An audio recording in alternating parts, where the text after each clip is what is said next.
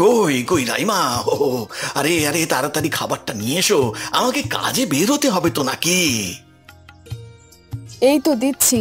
সালমা, ও সালমা, বাবাকে খাবারটা দিয়ে আয় মা। যাচ্ছি মা।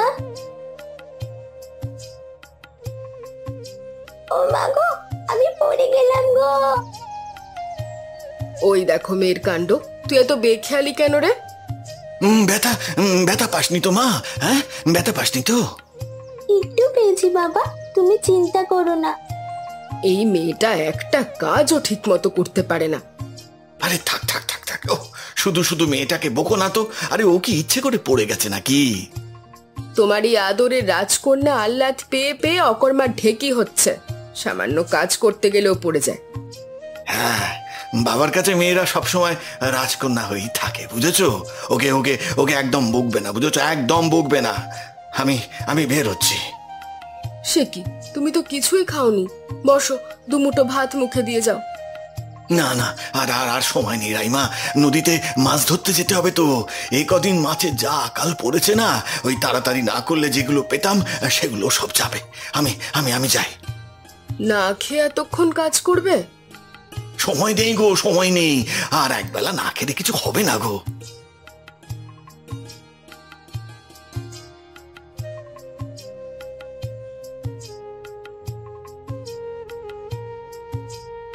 মা, ও মা, আজকে কি তুমি, আরে কার জন্য খাবার সাজাচ্ছ মা? তোর বাবার জন্য খাবার সাজাচ্ছি। তোর বাবাকে খাবারগুলো দিয়ে আমি জমিদার বাড়ি কাজে যাব।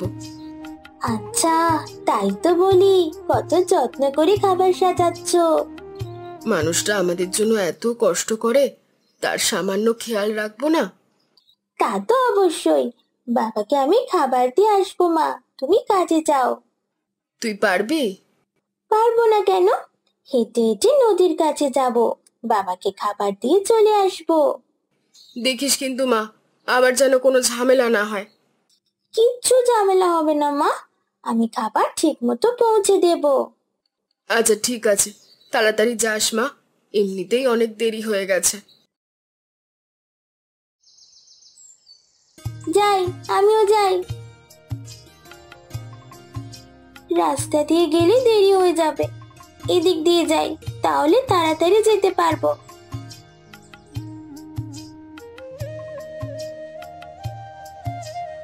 এ মা, আমাদের পুকুরটা কেমন কাদা পচা হয়ে আছে, দেখি তো।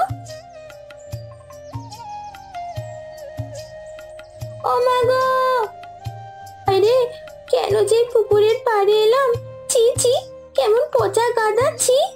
এখন এই অবস্থায় কিভাবে যাই, সময় তো নেই যে পরিষ্কার করব। ছি, কি দুর্গন্ধ। যাকে, বাবার কাছেই তো যাচ্ছি, সমস্যা নেই, বাবা ঠিক বুঝবে।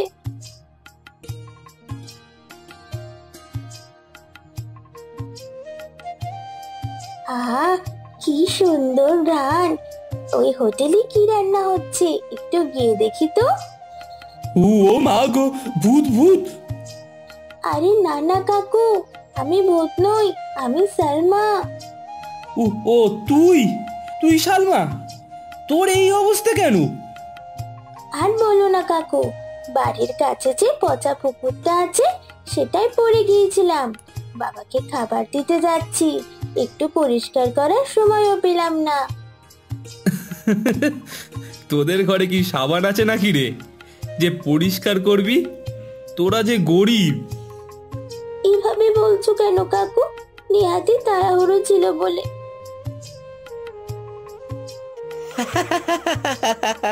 এটা কি পচা পুকুরের পেদনি নাকি?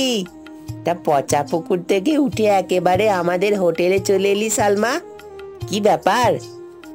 না মানে, খাবারের কি সুন্দর ঘ্রাণ ভেসে আসছিল, কি রান্না হচ্ছে তাই দেখতে এলাম।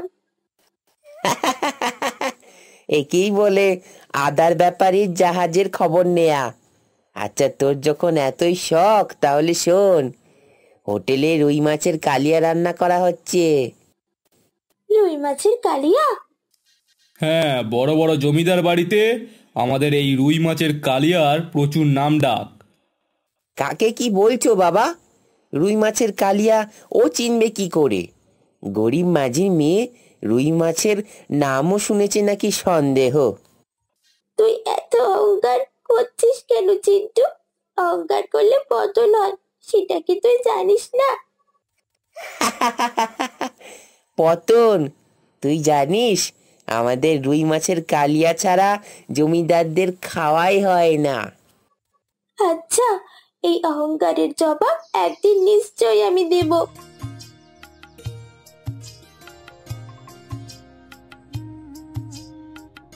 কিরে কিরে মা, হ্যাঁ তুই এই পচা পুকুরের কাছে দাঁড়িয়ে দাঁড়িয়ে কি ভাবছিস? বাবা, আমি ঠিক করেছি আমি রুই মাছ চাষ করব। রুই মাছ চাষ করবি? হ্যাঁ তা তো বেশ বেশ বেশ, কিন্তু কিন্তু কোথায় চাষ করবি মা? কেন? আমাদের এই পচা পুকুরে চাষ করব। পচা পুকুরে রুই মাছ? হ্যাঁ, এই পুকুরের পচা জলজ শ্যাওলা রুই মাছের জন্য খুব ভালো খাবার হবে। আমি এই পুকুরেই মাছ চাষ করব বাবা। হ্যাঁ কিন্তু মা, তুই এইটুকু মেয়ে, তুই তুই এত কষ্ট করতে পারবি? নিশ্চয়ই করব বাবা, আমাকে যেভাবেই হোক সফল হতেই হবে।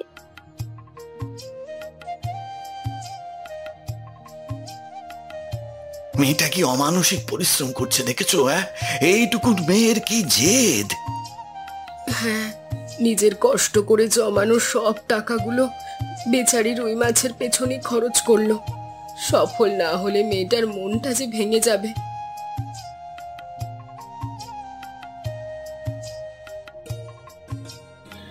বাহ, কত তাড়াতাড়ি রুই মাছগুলো বড় হয়ে গেল। হ্যাঁ, আর মাছগুলো কি সুন্দর দেখো। তাই তো দেখছি গো। আগে যদি জানতাম তাহলে ওই গাধার মতো মাঝিগিরি না করে এই সালমার মতো এই পচা পুকুরে রুই মাছ চাষ করতাম।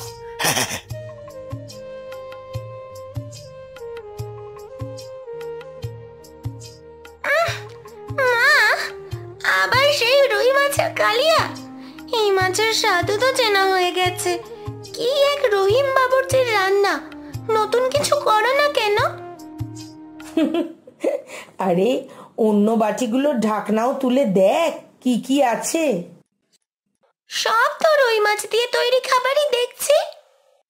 আজকেরটা একটু চেখে দেখুন ছোট সাহেবা, এই মাছ আমার মেয়ে সালমা চাষ করেছে। তাই? তোমার মেয়ে মাছ চাষ করে? জি ছোট সাহেবা। বাহ, এইটুকুন মেয়ে এত গুণ! তাহলে তো চেখে দেখতেই হয়। মা, এই মাছ তো অসাধারণ। এই মাছের স্বাদ এত ভালো কেন?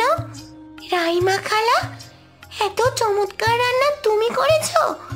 এখন থেকে আমি এই মাছই খাবো। মা, আর কোথাও থেকে কিন্তু রুই মাছ আনবে না।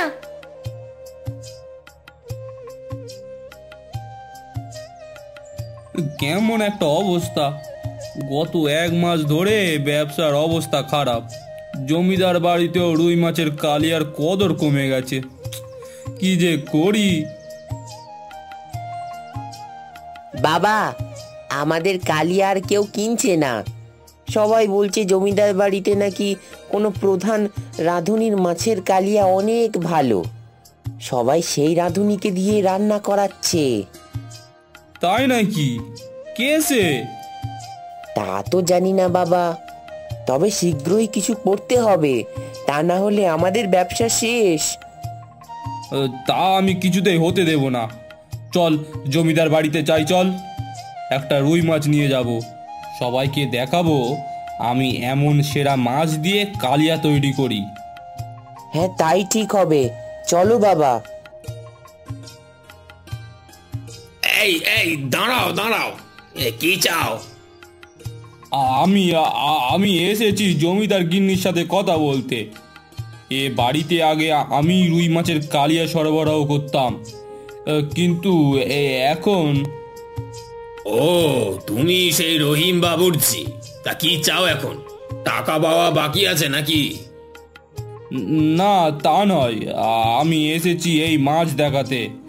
আমি এমন সেরা মাছ দিয়ে কালিয়া তৈরি করি। আবার যদি আমার কাছ থেকে কালিয়া নেওয়া হয় তাহলে খুব ভালো হয়।